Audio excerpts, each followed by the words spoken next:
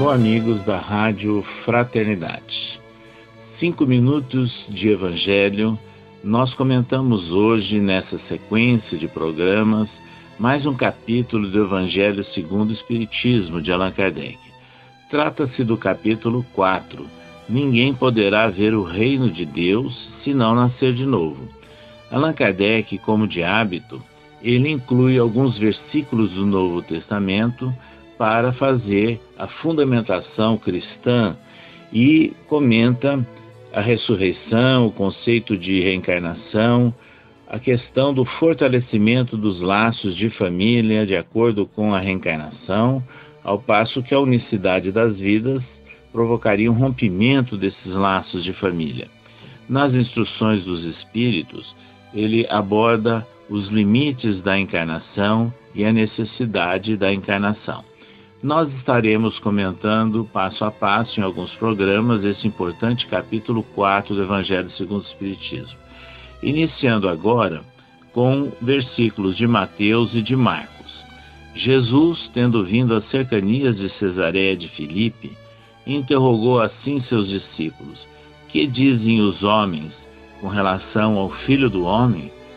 Quem dizem que eu sou? Eles lhes responderam: dizem uns que é João Batista, outros que Elias, outros que Jeremias ou algum dos profetas. Perguntou-lhes Jesus: e vós, quem dizeis que eu sou? Simão Pedro, tomando a palavra, respondeu: tu és o Cristo, o Filho do Deus vivo. Replicou-lhe Jesus: bem-aventurado és, Simão Barjonas, porque não foram a carne nem o sangue que isso te revelaram, mas meu Pai que está nos céus. Esses versículos de Mateus e de Marcos, eles na verdade implicam em uma série de considerações. A começar do final, quando o próprio Pedro reconhece quem seria o Cristo, e ele responde o Mestre, que não foi nem a carne nem o sangue, mas meu Pai que está nos céus.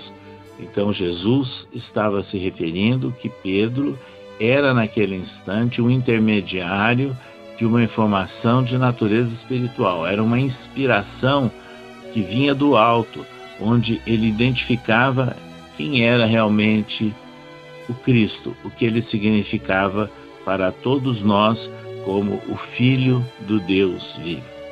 Mas o interessante e o assunto principal desses versículos é que nesse diálogo do Cristo com aqueles que estavam ao lado dele, seus discípulos, ali em Cesareia de Filipe, quando ele perguntou: que dizem que eu sou? Eles se reportaram que ele seria João Batista e outros achavam que ele seria Elias ou Jeremias ou algum dos profetas. Então está implícito aí que eles esperavam o retorno dos profetas. Inclusive, era muito esperado o próprio retorno de Elias, um profeta de importância singular no Antigo Testamento.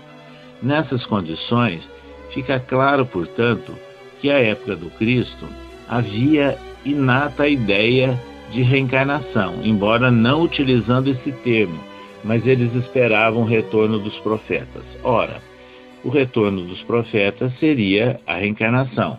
Não quer dizer, então, que ficaria inclusive circunscrita apenas aos profetas.